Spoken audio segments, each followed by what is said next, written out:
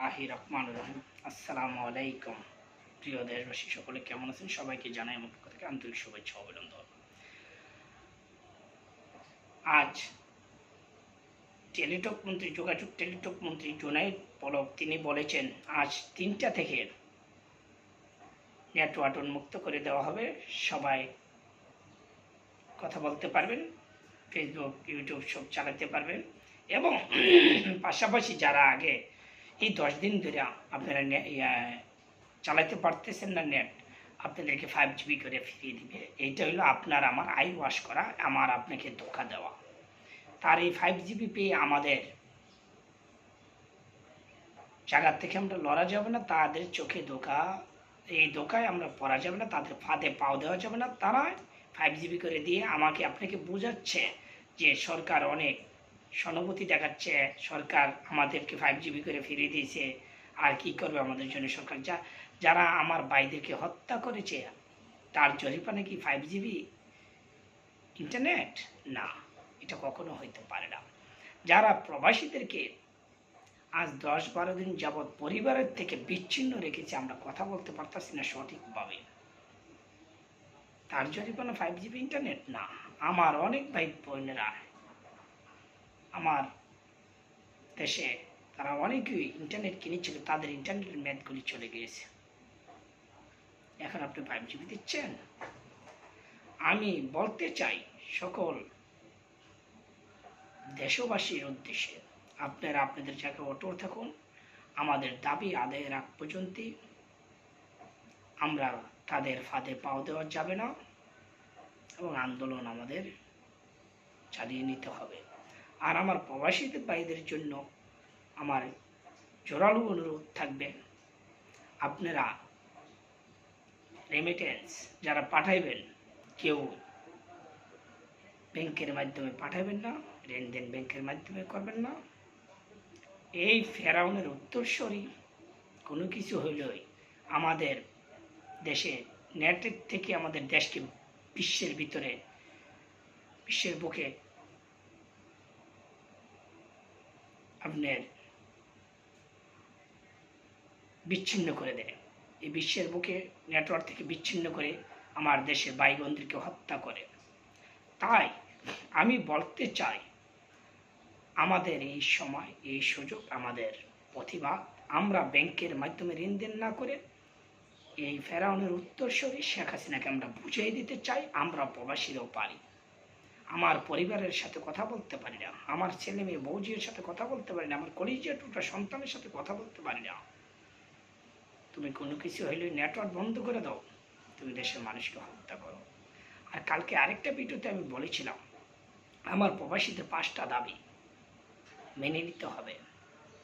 সেই 5টা দাবি হলো, 1 নম্বর দাবি, আমাদের প্রবাসী যারা আছে 10 বছর যাবত এই প্রবাস জীবনযাপন করছে, তারা দেশে ফেরার পর প্রত্যেক মাসে 5,000 টাকা তাকে ভাতা দিতে হবে, কারণ আমরা প্রবাসীর এই দেশকে অর্থনীতিভাবে সচল রাখি। দ্বিতীয়ত দাবি হইল, বিশ্বের ভিতরে যত প্রবাসী আছে সকলকে দূতাবাসের সেবাটুকু নিশ্চিত করতে হবে, সংসদে এই আইন পাশ করতে হবে। তৃতীয়ত দাবি হইল, আমার কোনো প্রবাসী ভাই বোন যদি মারা যান তাহলে তাকে সরকার গ্রহণ করতে হবে বিনা মূল্যে, বাংলাদেশ বিমানে গ্রহণ করে তার বাড়িতে সরকারের নিজ দায়িত্বে পৌঁছাতে হবে। চতুর্থ দাবি, আমরা কোনো প্রবাসী যদি দেশে যাই আমাদের এয়ারপোর্টে হয়রানি বন্ধ করতে হবে। আমাদের 5 নম্বর দাবি, আমাদেরকে দেশে থেকে যখন আমরা সর্বপ্রথম আসার পথে যখন আমরা পাসপোর্ট করি, পাসপোর্ট হয়রানি বন্ধ করতে হবে। পাসপোর্ট অফিসের দালালের অভাব নেই, সে দালালদেরকে বিতাড়িত করতে হবে এবং পুলিশে ভেরিফিকেশনের নামে যে হয়রানি করে আমাদের থেকে আর্থিকভাবে আমাদেরকে হয়রানি করে, টাকা ছাড়া তারা পুলিশ ভেরিফিকেশন দেয় না, এইটার থেকে আমাদেরকে রক্ষা করতে হবে। সেই পুলিশ ভেরিফিকেশনের নামে আমাদের থেকে যে অর্থ আদায় করতে হবে এটা বন্ধ করতে হবে। এই আইনগুলো সংসদে পাশ করতে হবে, তারপরে আমরা সকল প্রবাসীরা মিলে ব্যাংকের মাধ্যমে লেনদেন করব, না হলে আমরা ব্যাংকের মাধ্যমে লেনদেন করব না। আপনারা সবাই অটল থাকুন, আমি যে দাবিটা তুলে ধরছি, এই দাবিটা শুধু আমার জন্য না, এই দাবিটা যে 1.5 কোটি প্রবাসী আমরা আছি আমাদের সকলের জন্যই আমি এই দাবিটা তুলে ধরছি। আমার ভিডিওটা যদি ভালো লাগে অবশ্যই আপনারা শেয়ার কমেন্ট করে অবশ্যই জানাবেন, শেয়ার কমেন্ট করে অবশ্যই ছড়িয়ে দেবেন, আর কমেন্ট করে অবশ্যই আমাকে জানাবেন। বিশ্বের ভিতরে যত প্রবাসী আছে সকলকে আপনি ইনশাল্লাহ সকলের মাঝে এই ভিডিওটা পৌঁছে দেবেন। আর জুনায়েদ পলক টেলিযোগাযোগ মন্ত্রী, তার দোকায় কেউ পড়বেন না। বলবে আমার সরকার আর কি করবে, আপনাদেরকে 5GB ইন্টারনেট পর্যন্ত আমরা ফিরিয়ে দিয়েছি 3 দিনের মধ্যে। না, আমার যে ভাইদেরকে রক্তক্ষরণ করেছে, আমার যে ভাইদেরকে হত্যা করেছে, 5GB ইন্টারনেট দিয়ে আমাদের সেই রক্তক্ষরণে বন্ধ করা যাবে না। আমাদের সেই বুকের মাঝে যে দাগ পড়েছে সে দাগ কখনো মোছা যাবে না। আজ একের পর এক আমার দেশে অন্যায় অত্যাচার নিপীড়ন চলছে, সেই নিপীড়ন বন্ধ করতে হবে।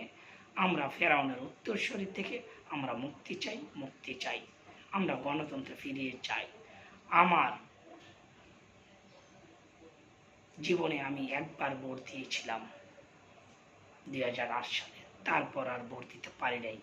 এই ফেরাউনের উত্তরসূরি ক্ষমতা আসার পর আমার বয়স 38 বছর চলতেছে, আমি শুধু একবার ভোট দিয়েছি। আমি তার জন্য তীব্র নিন্দা ও প্রতিবাদ ধিক্কার জানাচ্ছি। আমার শিক্ষার্থী কমলপুত্র শিক্ষার্থী ভাই বোনদেরকে যে হত্যা করেছে তার জন্য কালকে কোটা আন্দোলনের নেতা নাহিদ হোসেন এবং তাদেরকে 3 জনকে হসপিটাল থেকে তাদেরকে ধরে নেওয়া হয়েছে পরশুদিন, তার জন্য আমি ধিক্কার জানাচ্ছি, তাদের মুক্তি দাবি করছি। আর সকলেই ভালো থাকবেন, সকলের জন্য দোয়া করি। আমার প্রিয় প্রবাসী ভাই বোন, আপনাদের কাছে আমার আবারও রিকোয়েস্ট হলো, আপনারা আমার এই বক্তব্যটা শোনার পরে আপনারা একটু চিন্তা ভাবনা করে দেখুন। যদি ভালো লাগে এই ভিডিওটা আপনারা শেয়ার করে অবশ্যই সকল প্রবাসীর মাধ্যমে ছড়িয়ে দিবেন প্রবাসীর কাছে, এবং কমেন্ট করে আপনারা অবশ্যই জানাবেন। সবাই ভালো থাকবেন। আসসালামু আলাইকুম ওয়া রাহমাতুল্লাহ।